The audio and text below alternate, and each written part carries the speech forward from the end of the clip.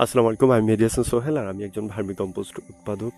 আমাদের নতুন যে উদ্যোক্তা ভাইয়েরা আছেন, বর্ষার সিজনটা অনেক সময় একটা ভুলের মধ্যে পড়ে যান যে তাদের কেঁচো ডিম দিচ্ছে বা কেঁচোর বাচ্চা দেখতে পারতেছে। তো এটা আসলে তখনই হয় যখন আপনি এমন জায়গা থেকে গোবরটা সংগ্রহ করতেছেন যেটা খালি মাটির মধ্যে ছিল বা ঘাসের সংস্পর্শে ছিল।